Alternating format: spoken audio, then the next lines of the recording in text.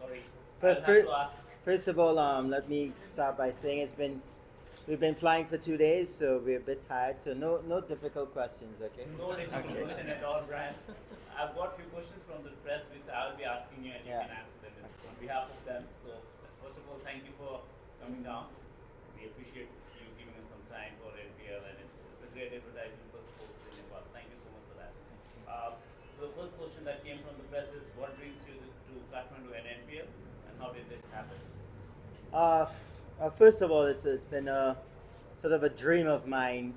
Obviously, I started playing cricket from a very young age. My first trip to India, I was only just 14 years old, and I've been hearing about Nepal and of course Kathmandu for many years. Obviously, during my playing days, Nepal was not around to be one of the competitors against myself, so it had to be a trip such as this. When the opportunity did arrive, I felt that why not? I could come out to this part of the world, see it for the first time. Of course, you're associate of the ICC and budding young cricketers here that I would love to meet at some point in time. So for me, it's a great trip because I can tick the box in terms of being able to come to Nepal and see the place, see the people, the hospitality, and to bring along my daughter Tyler as well to have the experience is something special. Thank you, man. Tyler, welcome to Nepal. We are so happy to see you here. The second question is the NPL has created a buzz around the world and fans are going crazy in this part of the world. So how do you rate this Premier League in comparison to some of the other leagues that you visited and been part of? Well, how you look at it, I think you got to look at it in terms of the size of the country, the ability of the players, and exactly where you are as a cricket playing nation. You're still very young as a cricket playing nation, so to have international superstars come to your country to play in your NPL is something very special, and I suppose it's the start of something that's going to grow. Of course, T20 is a wonderful version of the game. You're getting a lot of new sponsors and a lot of new spectators. It's a very exciting version of the game. So for me, it's growing the sport in Nepal, growing the league, and seeing more recognized cricketers coming to your shows and making sure and participate. This is a different person for you. How do you remember your 400 not out against England? That was a long time ago, 2004, 20 years ago now. So, hopefully, during my lifetime, I want to see it broken.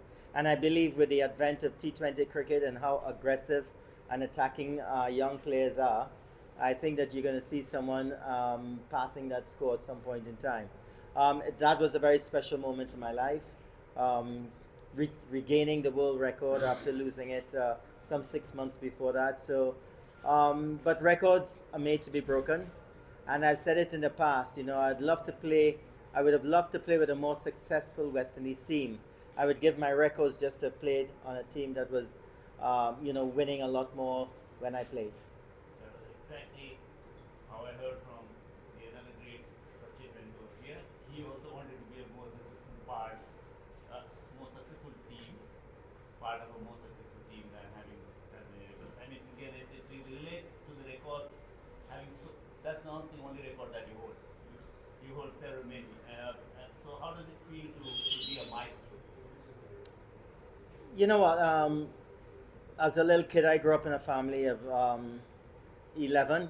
I had 10 siblings, a very big family, and six bigger brothers. And it was always a dream of the family to have someone go on to play um, international cricket. I was the last boy, so I suppose I was the last effort in trying to get that sort of position in the family. Um, I don't know if I'm a maestro, but I think that I'm a very proud member of the Lara clan to have played for the West Indies, to have represented the West Indies for 17 years. It was a dream of mine. My dad also lived vicariously through me in terms of he loved the game of cricket. He provided everything that was necessary for me to play the game. Even though we came from a very big family in a sort of middle income, three-bedroom house, all of us enjoyed ourselves living there. But yeah, it's just to fulfill that dream to play for the West Indies, to play alongside the great Sir Vivian Richards, Gordon Greenidge, Desmond Haynes, the late Malcolm Marshall. That was just an awesome time in my life. Trust me when I say this, and I say on behalf of everybody, you are nice. There's no denying of that fact. You personally did not get to play too many T20 leagues around the world. So do you miss playing T20 cricket with your talent and player that you had? I think it's a great game, and it came at a time when cricket needed it. But I must say though that they've played 131 test matches for the West Indies. The 5-day version of the game, the Test cricket, it really tests your ability, your attrition level, and I wouldn't give that for anything else. Of course, T20 is beautiful. A lot of guys are enjoying it. The franchise cricket as well is important. But playing Test cricket for the West Indies for 17 years will remain the highlight of my career. I've got only two more, so I won't keep you for too long.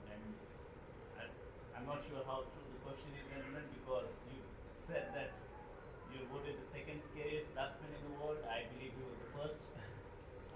I would take anything. And many legendary cricketers have described you as the toughest opponent to bowl to, including Mutaya Mulitharan. Who do you think the most difficult bowler of your time? Well, my nemesis, the person that got me out the most was definitely Glenn McGrath, an awesome bowler, Australian, and of course Australia toppled the West Indies in the mid-90s as the #1 team in the world. But for me, the greatest fast bowler that I've seen, played against, was Wasim Akram from Pakistan. He was definitely a bowler that can make you look pretty ordinary when he's at his best. In today's cricket, who are your best batter and a bowler? Your pick. Well, I'm not sure. Okay, if you're thinking the best batter, I think obviously the record of a Joe Root at present. That's just going on record. But if you want to know the batter that I like the most, it would definitely be Jaswal. And the bowler that is definitely the best in the world right now is Jasprit Bumrah. I think he's awesome, and the way he operates in all versions of the game, T20, the limited overs, Test cricket, is just tremendous to see the ability of such a bowler.